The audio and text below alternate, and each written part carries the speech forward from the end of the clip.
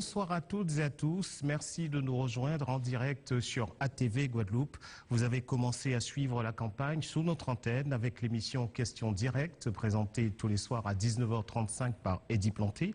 Vous avez découvert dans le journal de 19h Barbara Olivier les carnets de campagne où nous nous efforçons de montrer le quotidien des candidats parce que les élections régionales sont un grand moment de démocratie pour notre archipel, parce que le choix que vous allez effectuer les 6 et 13 décembre prochains mérite d'être éclairé. Place au débat dans Réponse.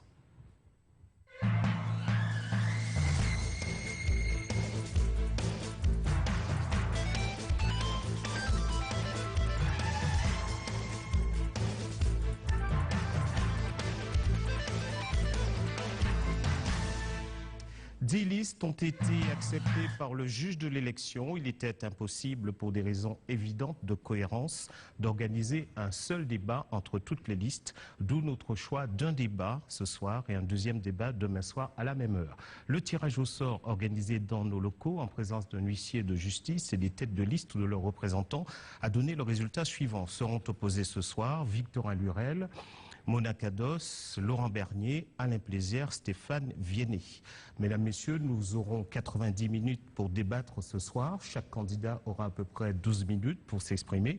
Dans un premier temps, je demanderai à chacun de se présenter en quelques mots et surtout de nous dire votre motivation à être candidat à ces élections régionales. Nous allons aussi débattre de la mandature qui vient de s'achever et chacun pourra s'exprimer ici dans un troisième temps sur ce qu'il veut pour la Guadeloupe. Alors, je commence par Monsieur Victorin Lurel. Qu'est-ce qui vous motive pour une troisième course, je dirais? La question m'est souvent posée. J'ai été ministre en 2012 et en 2014, Hélène Vainqueur-Christophe est venue me voir et me dire « Tu devrais rentrer au pays ». On a le sentiment que se prépare un mauvais coup et que la répétition de 92 pourrait se faire. Elle n'avait pas tort. Ensuite, que la situation a changé, que tout est plus compliqué, la compétition est aujourd'hui mondialisée, et qu'il faut venir et qu'il faut quelques expériences. On te demandera de reconduire la liste. J'ai accepté de faire tout ça et de recommencer. De recommencer pourquoi? On a commencé un travail, il n'est pas terminé, et puis il y a encore de très belles choses à faire ensemble. Mais il y a besoin d'une motivation un peu personnelle quand même pour aller dans une bataille difficile oui, comme ça. Mais c'est pas la recherche d'une sorte d'ambition frénétique, le pouvoir pour le pouvoir. Il y a un travail à faire. Je suis toujours motivé pour le travail. J'ai accepté volontiers de reconduire pour la troisième fois. Alors, deux mots, c'est un mandat et demi que j'ai accompli. C'est 9 ans. Josette Borrell l'incertain, 2 ans. D'autres ont fait plus que ça. Donc oui, il y a là de l'ardeur, des idées neuves, une équipe renouvelée pour poursuivre le travail que demande le pays. Mona Kados?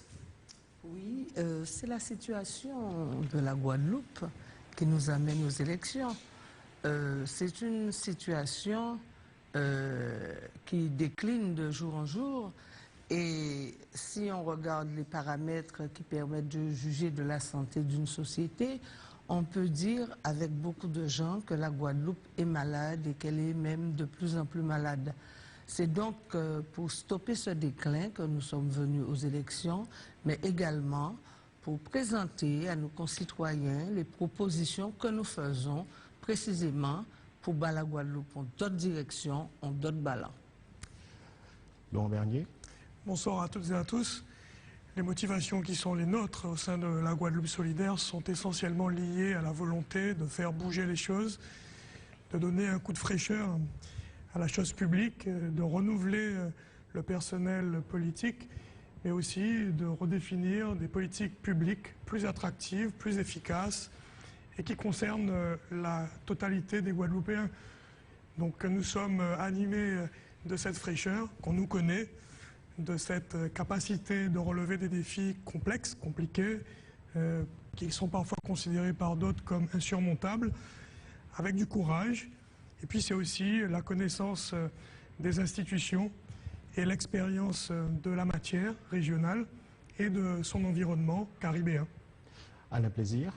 Alors, je suis président fondateur du CIPA, Alors SIPA propose un projet alternatif. Et pourquoi on propose un projet alternatif? C'est parce que depuis 30 ans, toutes les politiques en Guadeloupe ont échoué. Que le chômage n'a cessé d'augmenter, la violence se développe et la vie devient de plus en plus chère. Vous pensez que le chômage, c'est la faute des politiques locaux? Bien sûr, puisque s'il y a du chômage, c'est parce qu'il n'y a pas de développement économique. Or, la région est en charge du développement économique. Or, il n'y a jamais eu de cap. On s'est contenté d'accompagner, on s'est contenté de répéter des slogans venus d'ailleurs, du genre la Guadeloupe souffre d'handicaps structurels. Et nous pensons aussi pas que ce n'est pas des handicaps structurels, c'est véritablement des structures coloniales de l'économie qui sont en place et qu'il faut faire autre chose. Donc nous sommes dans le projet et moi je suis l'auteur de plusieurs livres économiques dont La conquête du marché intérieur qui propose autre chose. Donc je viens à ces élections pour proposer et mettre en œuvre une autre politique. Stéphane Viennet. Oui, bonsoir à la Guadeloupe.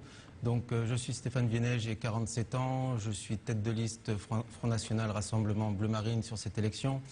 Le Front National est présent en Guadeloupe depuis plus de 30 ans par l'intermédiaire de notre représentant Marc Guil, qui est secrétaire départemental. Nous avons été présents sur plusieurs élections déjà, des législatives, des européennes, les dernières départementales. Je suis issu de la commune de Saint-François, c'est pour ça que je m'étais présenté sur ce canton-là.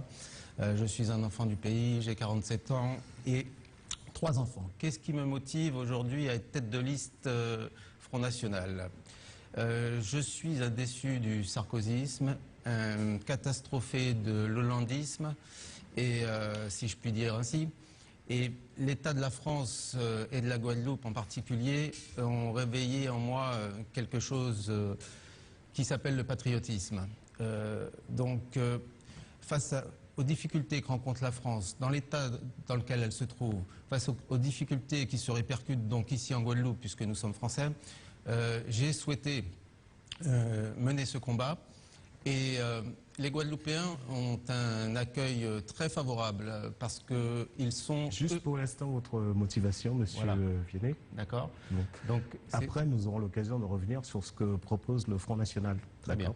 Alors, justement, on entend beaucoup de critiques sur la mandature qui vient de s'achever, mais on n'entend pas de critiques construites. Alors, qu'est-ce qu'on peut reprocher exactement et concrètement à la mandature qui vient de s'achever, Laurent Bernier?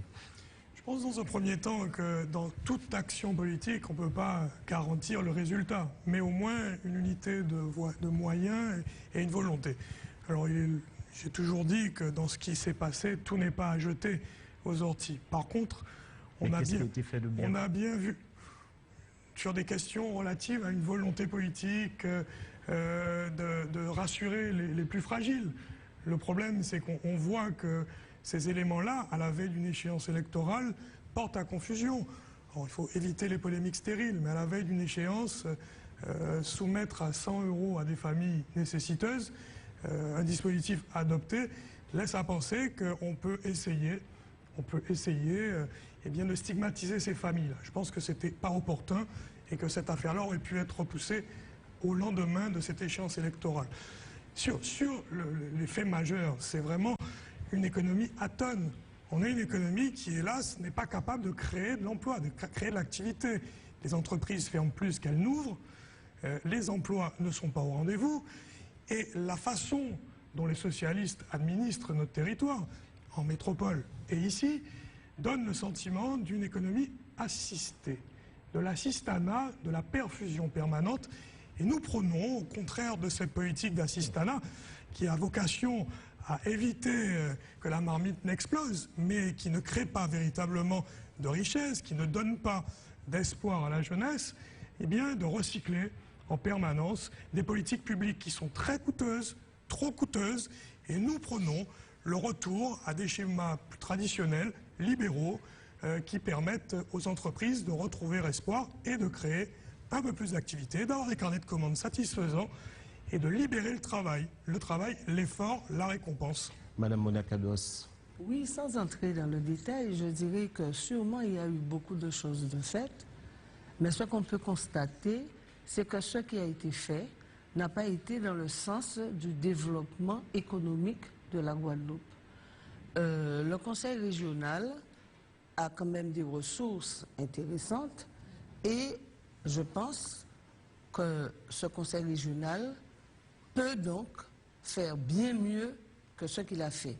Seulement, depuis plus d'une vingtaine d'années, on se rend compte que les dirigeants du pays se bornent à mettre en pratique des recommandations, des directives, des décrets, des dispositions qui viennent de la France et de l'Union européenne. Ces dispositifs, ces normes ne sont pas adaptés aux réalités de notre pays. Et donc, effectivement, il y a des choses qui sont faites. On parle beaucoup de l'argent à l'Europe, de l'argent à la France. Mais quand on regarde les résultats, qu'est-ce qu'on voit? Près de 30% de notre population au chômage, 60% de jeunes de moins de 30 ans sont au chômage. On parle de 25 000 logements qui sont en attente d'être construits depuis déjà plusieurs années. Donc, ce sont des chiffres qui montrent que malgré certaines choses prestigieuses même qui ont été faites, malgré tout le clinquant, malgré cet effort démesuré de communication sur ce que fait la région, on se rend compte que tout cela ne peut pas cacher la profondeur du mal-être, la profondeur du malaise qui existe, la misère qui existe à certains endroits. Alain Plaisir, vous qui réfléchissez, vous produisez un certain nombre d'ouvrages pour parler de ces questions économiques.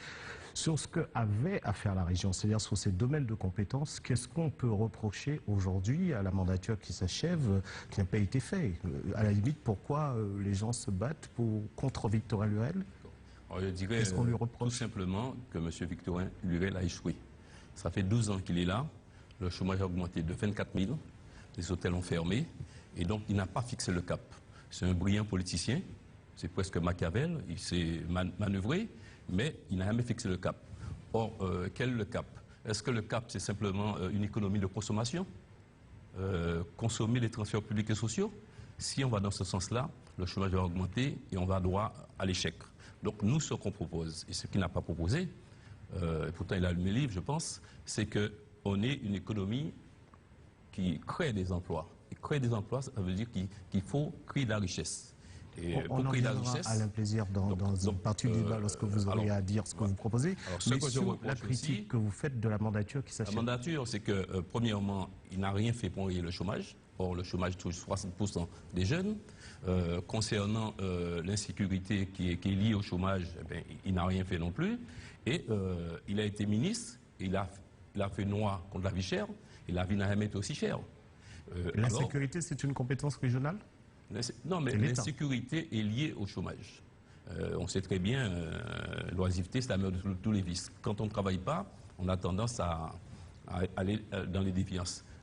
Donc, il n'a pas fait en sorte qu'il y ait des incitations pour développer l'emploi. Concernant la vie chère, M. Lurel a fait noir, qu'on appelle le roi Lurel, contre la vie chère. Or, la vie n'a jamais été aussi chère. Par contre, il était ministre, il était là quand il y a eu un amendement à la LODEOM, et cet amendement disait qu'on pouvait appliquer dans les départements d'outre-mer l'article 410.2 du Code du commerce qui permet de réglementer le prix des produits première nécessité. Il aurait suffi qu'il fasse sortir un décret d'application, il n'a pas fait. Donc il n'a pas fait, donc la vie est aussi chère et même plus chère. Autre reproche à M. Lurel, c'est que par rapport à l'essence, qui est fortement taxée, nous payons ici en Guadeloupe 10 centimes de plus l'essence, le super, qu'en Martinique, nos voisins. Et sans aucune raison, simplement parce qu'il a laissé en place ce qu'il a appelé à l'époque l'impôt chevrerie. Donc la vie est chère, il n'y a pas de développement économique, le transport qui n'est pas véritablement de la compétence de la région, mais en même temps, on peut dire que M. Lurel a dit il y a quelque temps, l'immigration, ce n'est pas de ma compétence, mais je m'occupe de l'immigration.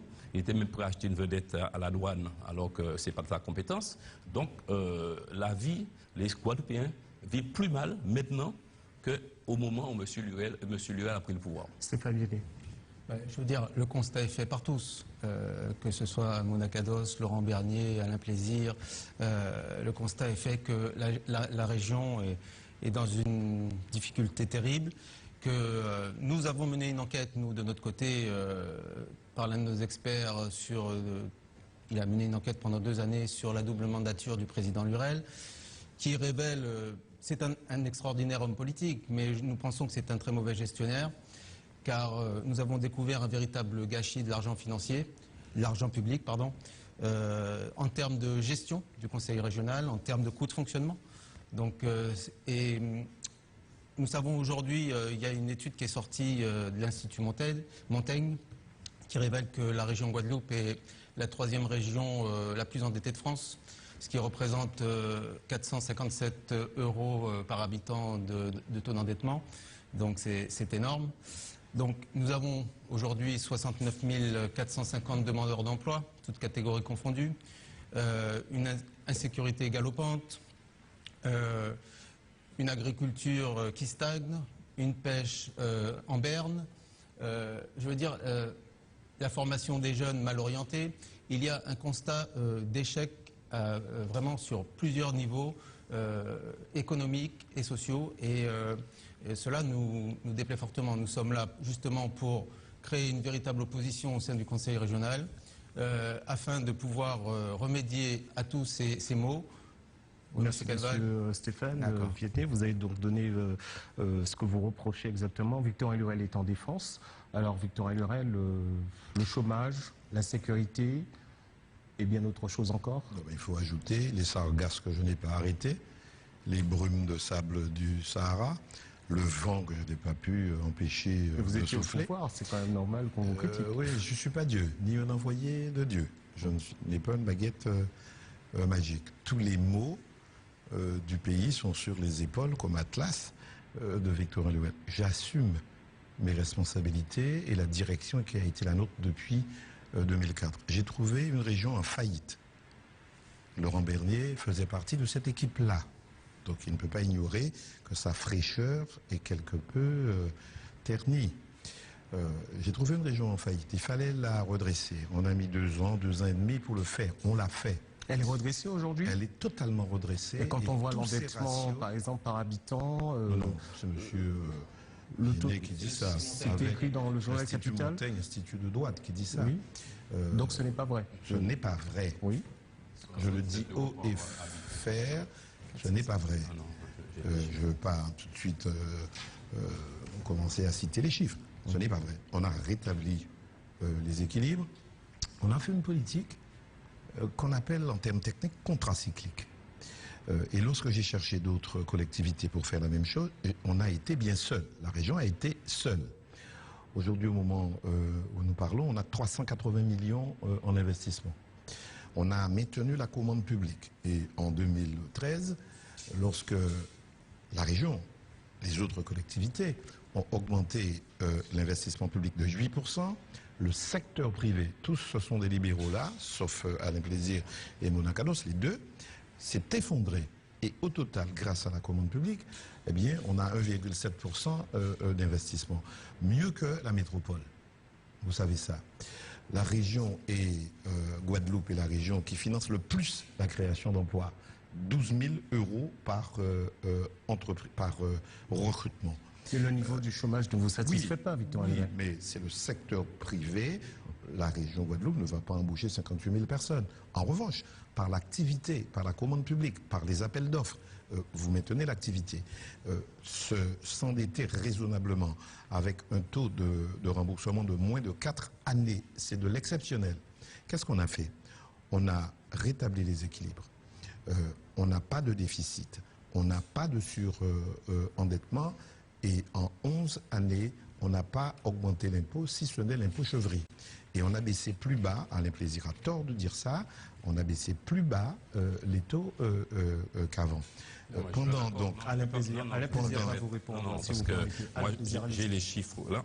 Vous avez, quand vous dites que vous n'avez pas augmenté les impôts, vous avez augmenté les impôts indirects. Vous avez augmenté les taxes sur le carburant. Je vais vous donner les chiffres. En Guadeloupe, la TSC, taxe sur les carburants, c'est de 28,90 €. En Martinique, c'est 22,210 €. L'octroi de mer en Martinique, c'est 0%. L'octroi de mer en Guadeloupe, c'est 5%. Sur le gazole. Et l'octroi de mer régional, attendez, puisque vous avez dit que vous n'avez pas augmenté. Je suis en train de vous démontrer le contraire.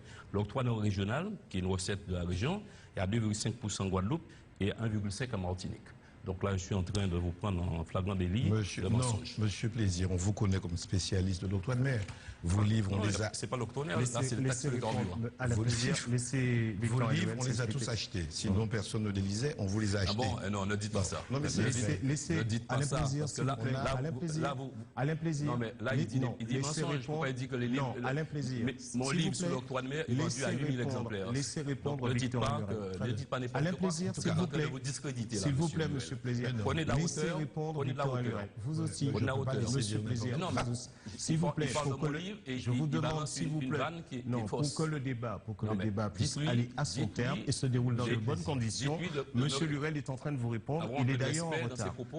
Il est sous la défensive. Je donne les arguments, sortez les chiffres, sortez les chiffres, mais dites pas, ne commencez pas des livres. Vous parlez de mes livres. On a acheté vos livres à votre demande. On a acheté plus de 1000 livres à votre demande. Plus de 1000 livres à votre demande. On va quitter cette polémique à la présidence sur votre livre. Je ne suis pas sûr. Voilà. Enfin bref, on connaît votre expertise. On la connaît. On a perdu 8 millions en enrichissant 2 centrales d'achat sous vos conseils éclairés. C'était pendant le LKP et depuis lors, on n'est plus jamais...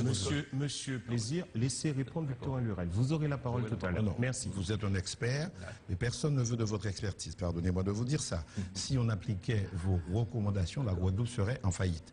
À vous écouter, il faudrait supprimer les impôts. Surtout, on a rétabli les équilibres. On a fait un endettement raisonnable et maîtrisé. On n'a pas augmenté les impôts. Sur la pression fiscale, regardez vos feuilles d'impôts. Regardez les colonnes, communes, régions, départements et autres PCI. Vous verrez que la région, depuis 11 ans, c'est stable. Ensuite, puisqu'on parle de ça, de la vie chère, je suis le seul élu à l'époque à s'être investi en politique pour lutter contre la vie chère. Au point que j'ai donné 50 000 € à M. Alain Plaisir pour une brigade des prix. Il n'a jamais remis le rapport pour nous dire qu'est-ce qu'il a fait avec les 50 000 €. Il a voulu faire perdre des emplois à Casino, à Basse-Terre, le groupe Nuit, il a été chassé. On a donc depuis lors créé un service, Zoban.fr, tous les Guadeloupéens peuvent y aller. On a recruté Jean-Claude Courbin qui n'est plus là. On a créé un service pour lutter contre la vie chère. Et depuis lors, dans tous les secteurs, on fait des choses. On a regroupé. On a déjà une société qui est créée, qui est une société anonyme, SCIC, d'intérêt collectif, pour regrouper les commerces de proximité et les lolos, même si on n'aime plus le terme. Donc on a lutté contre ça. J'ai eu tous les lobbies pétroliers. Je n'ai pas trouvé certains ici. Face au lobby pétrolier, on était bien seuls. J'ai eu le lobby du sucre contre moi lorsque j'étais ministre, mais même maintenant, l'arrêté vient de sortir pour l'obésité et le surpoids. J'ai le lobby aujourd'hui de la téléphonie mobile. On est bien seul.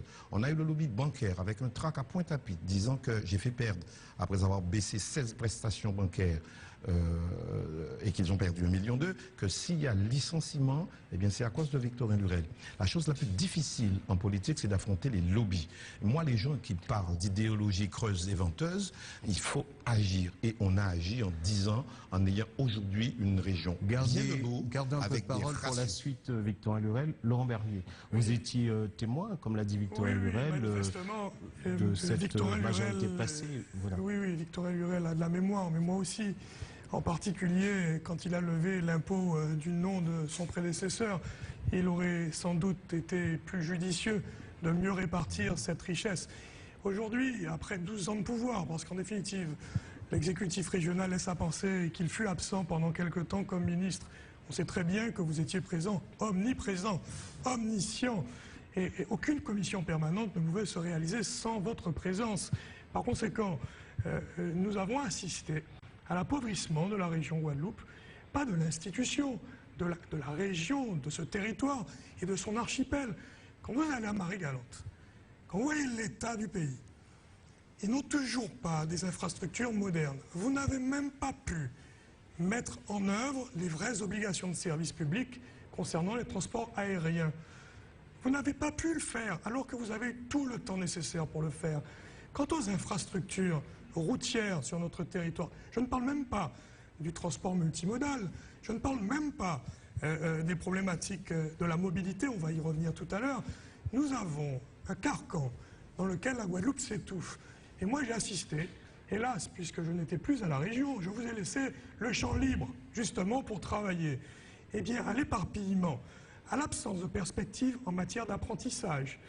Et vous avez créé la maison, l'école de la seconde chance. Très belle initiative socialiste, 30% de réussite, 7 000 euros, 7 000, un peu moins d'ailleurs que 30%, 7 000 euros par jeune, avec un niveau de suivi largement inférieur, puisque c'est 24 mois, il faudrait au moins 5 ans de suivi pour justement éviter la rechute. Les chiffres sont éloquents et votre gouvernement est incapable d'appuyer une politique des producteurs. Nous aurions dû, dans le cadre de la COP21, avoir un atelier bien plus puissant, en particulier, bien pour impacter les produits importés qui polluent, en empreinte carbone en particulier, et nous aurions pu, à ce moment-là, d'emblée mettre sur la table la question relative à la valorisation de nos producteurs et de nos spéculations territoriales locales. C'est insuffisant. Votre programme, je pense que vous êtes arrivé au bout d'une politique qui a montré ses échecs. Je ne vous en veux pas en tant que personne. Tout le monde reconnaît que votre capacité de vous battre, mais vous avez bien vu, vous avez eu tous les pouvoirs, vous les avez réclamés. Vous avez demandé, qualité de ministre, à avoir le moins de difficultés possibles pour les arbitrages. Vous en avez gagné certains, vous avez perdu les pires, les plus importants. Madame Mouna-Kados. Oui, je dis sans être expert en économie, on voit bien au résultat, quant à la situation de la Guadeloupe aujourd'hui, que ce qui a été fait, soit a été mal fait, ou alors était inadapté, en tout cas, n'a pas répondu aux attentes du pays. Donc, je pense qu'il est plus sage de se dire qu'il faut changer. Il faut changer cette gouvernance. Elle a besoin d'être changée pour justement mettre en place un modèle économique différent de ce qui se fait aujourd'hui, c'est-à-dire un modèle économique inféodé dans la philosophie économique de Paris et de Bruxelles. Il faut que la Guadeloupe puisse se penser en Guadeloupéen, voir les réalités, voir les potentialités, être en mesure de prendre des orientations qui répondent aux besoins prioritaires du pays. Oui, mais on a eu un statut, Madame Kados, ça a été tranché par les Guadeloupéens au cours du référendum qui a eu lieu. Donc on est resté dans le même cadre. C'est une politique qui s'est déroulée. C'est votre point de vue quand vous dites que ça a été tranché par les Guadeloupéens. C'est pas mon point de vue, c'est qu'il y a eu un vote. Non, quand vous dites que ça a été tranché par les Guadeloupéens, il y a eu un vote qui a eu le résultat qu'il a eu. C'est une chose, je ne conteste pas le résultat du vote.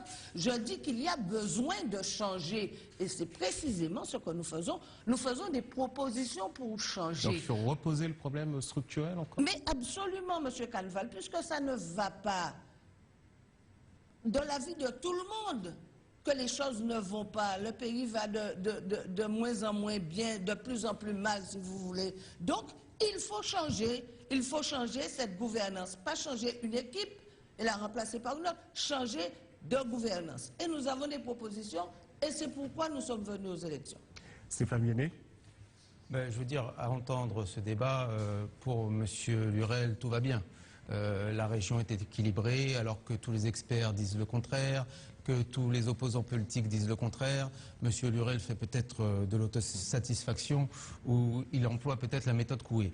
Maintenant, au niveau de la gestion, nous avons découvert beaucoup de choses. C'est-à-dire que la région a doublé ses effectifs de personnel entre 2006 et 2014 pour passer de 500 à peu près agents à 1047 agents. Et nous découvrons, parallèlement à ceci, que les prestations de services extérieurs pour le fonctionnement de la région atteignent des sommes records. Je vous donne un chiffre, 16,44 millions d'euros.